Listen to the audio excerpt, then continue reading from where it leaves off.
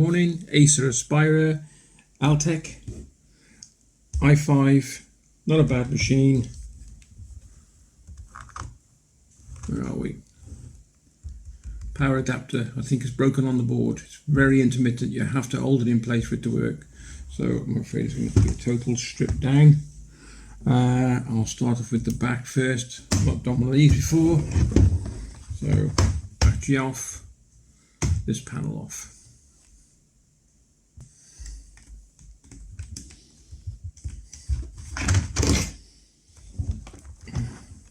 Couple of screws, or one screw here.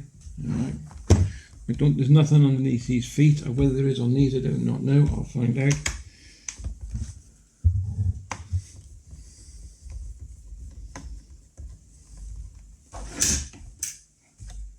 Nothing in there, I've already checked.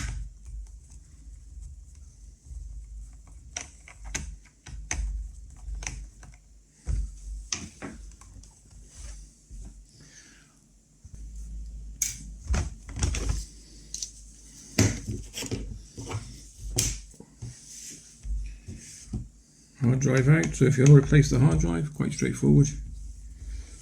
4 screws. Pretty standard, I think they're all pretty standard so far. All the same size. I won't show you this, it's easy enough. 1, 2, 3, 4. Slide it forward. We'll change that for an SD.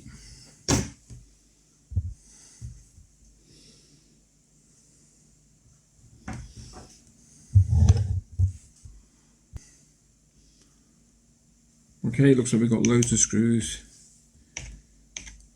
Just see what size they are. I think they're all the same, with a bit of luck. Oh no, these are smaller, a lot smaller. So we'll make a little corner for each one. Okay, I'll go through these.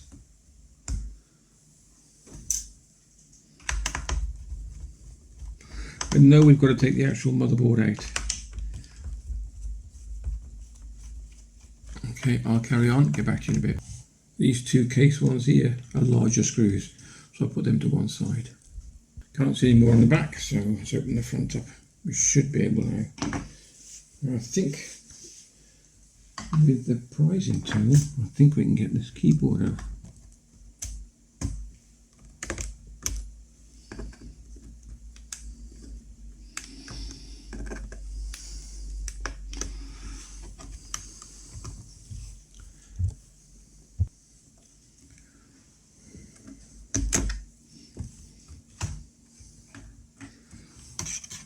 There's your ribbon, and we slide that back like so. And that pops out. Using a parting tool,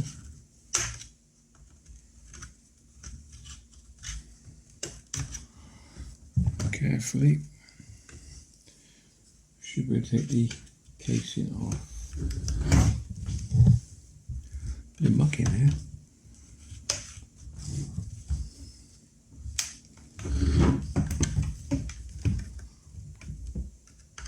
Okay, I'll crack on with this. And do the CD-ROM drive.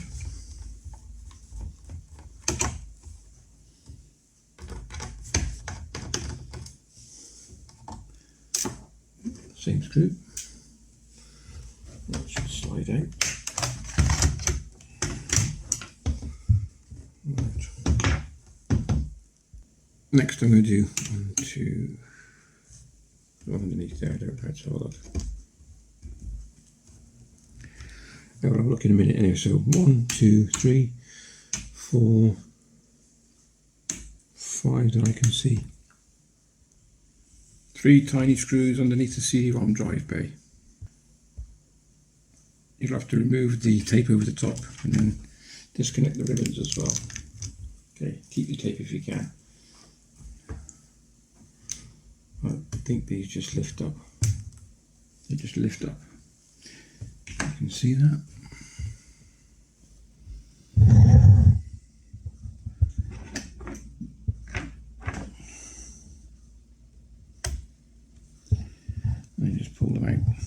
So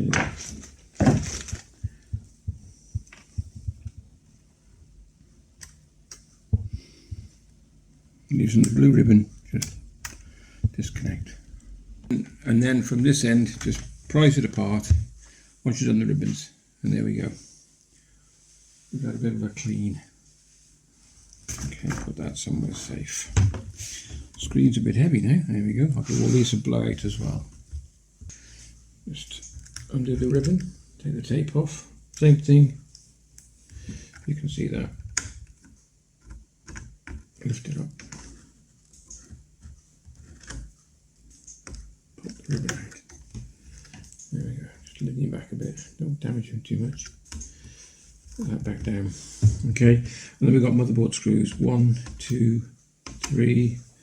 Slightly different colour. I don't know if it makes a difference. No, that shouldn't be okay. That shouldn't have to touch them. So we've got the silver ones. So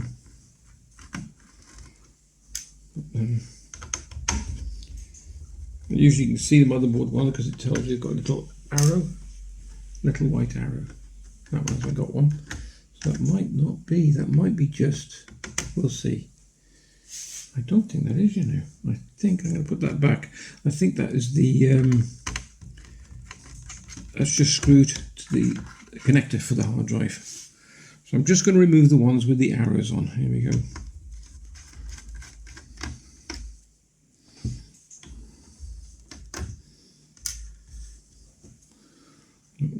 Nope. Let's have a look. The one here.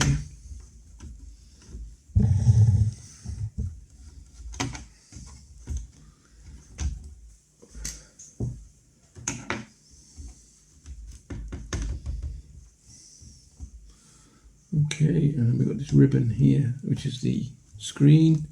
That's going to come back. Oh, this tape. The screen tape they use is pretty strong.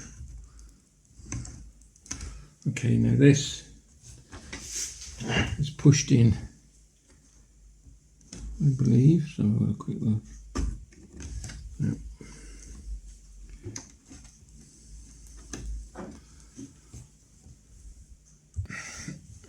Remove the heatsink and that, and I'll show you that. I found the problem. Okay, so if you can see, there's a little crack. I can't show you that.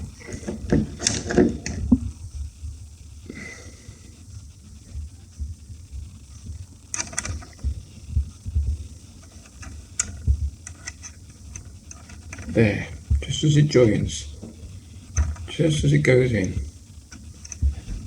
Okay. There's the new one. So it's perfect. Can you see that there? And that's where the crack is on the other one, right on the edge of that. So I've got to desolder it and then put this one back. Okay, what I've had to do on that bit there, when I turned it over, it's breaking the board, if you can see at the side there. So I think someone's trod on the power lead and that's what's broke it, and the board's got a slight crack in it, but it's still connected.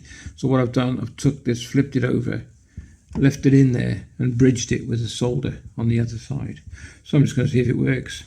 It was donated to us anyway as a gift, not for us, but for where I work. So if it works, yay. If it doesn't, well, it didn't cost us anything. I didn't think it would work because it was damaged on the board. I've plugged it in and immediately the charge light comes on where it wasn't before. We had to put pressure on this for it to work. So it seems to work. Let's see if she fires up. Lights on. And there we go. Looks like it. Yep. All working. Oh well, that's another one that can be handed out. Okay, if you enjoyed the vid, thanks for watching. I didn't film all the rest, put it back together because I didn't think it would work, but it has. So just by putting a solder between that little tiny joint right there, just between that bend and the actual device, and it worked. So there we go. All right, thanks very much for watching. Take care, and we'll catch you in the next vid.